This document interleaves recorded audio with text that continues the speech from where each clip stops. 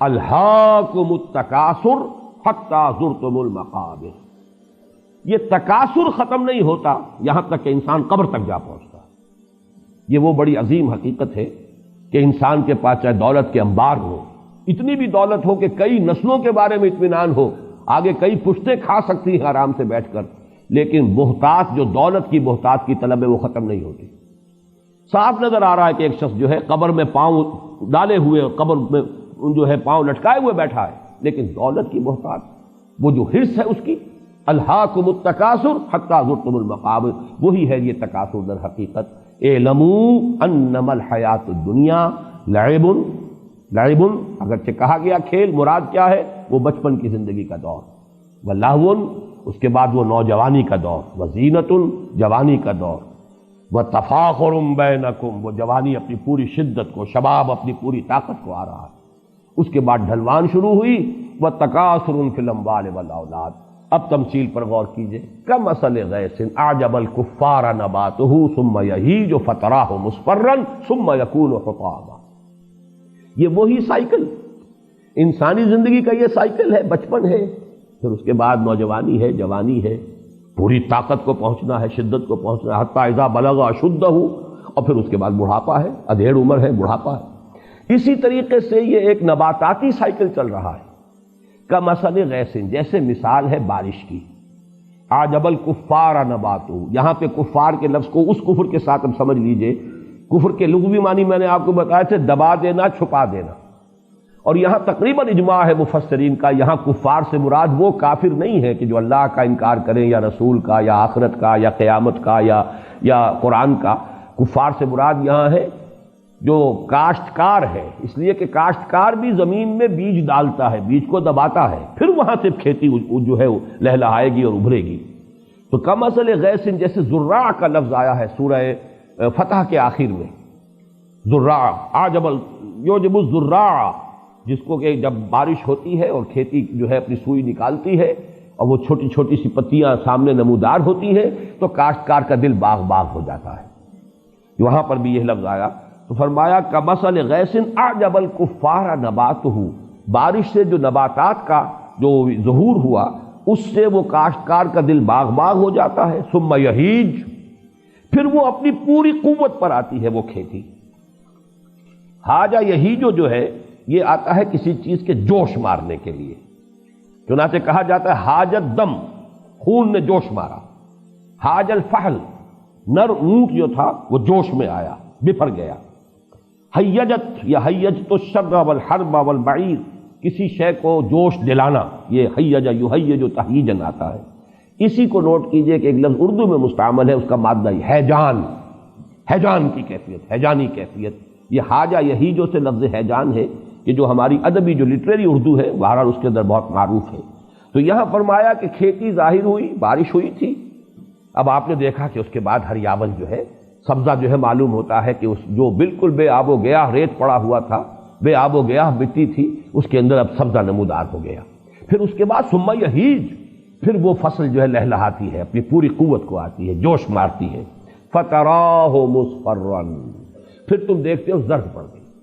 کچھ دیر کے بعد اب وہ چاہے گھاس بھی تھی، وہ کچھ عرصے کے بعد وہ گھاس جو ہے وہ زرد پڑ جائے گی۔ کھیتی بھی جب پختگی کو آتی ہے،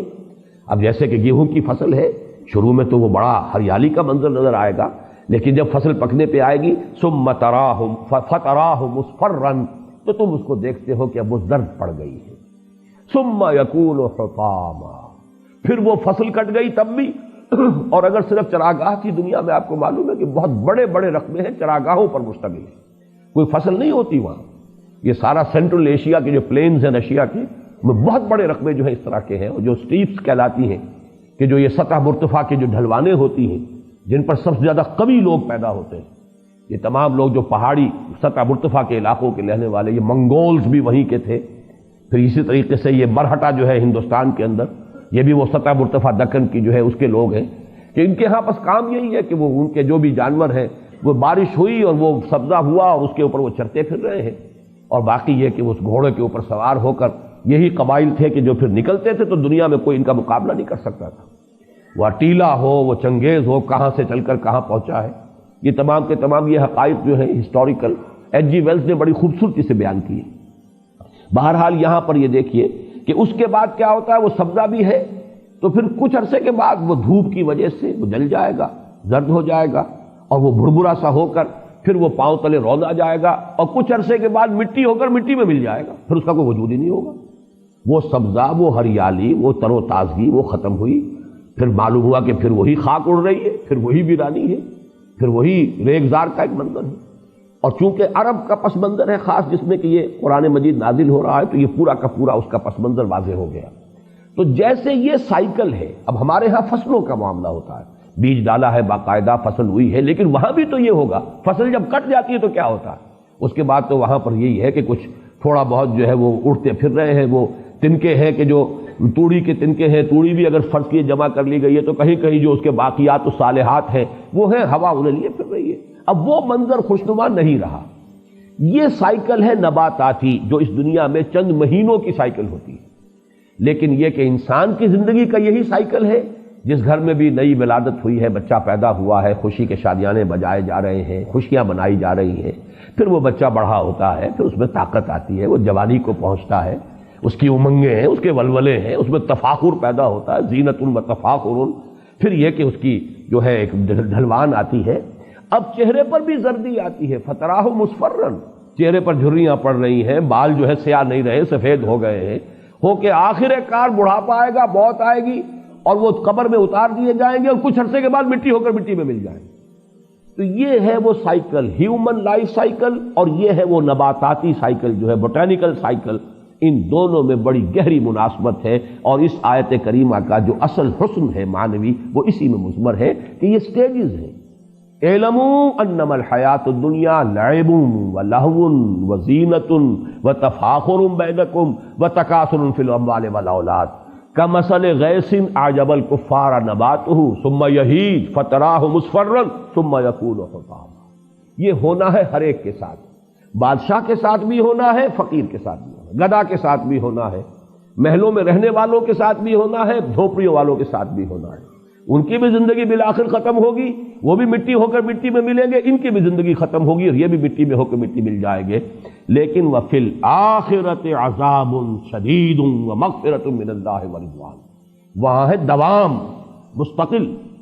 وہ جو انجام آئے گا آخرت میں یا تو پھر عذاب ہے بہت سخت، وَفِي الْآخِرَةِ عَذَابٌ شَدِيدٌ وَمَغْفِرَةٌ مِّنَ اللَّهِ وَرِضْوَانٌ، اور پھر دوسری شکل ہے اور مغفرت اللہ کی طرف سے اور اللہ کی رضا۔ وَمَا الْحَيَاةُ الدُّنْيَا إِلَّا مَتَاعُ الْغُرُورِ، اور دنیا کی زندگی سوائے دھوکے کے سامان کے کچھ نہیں۔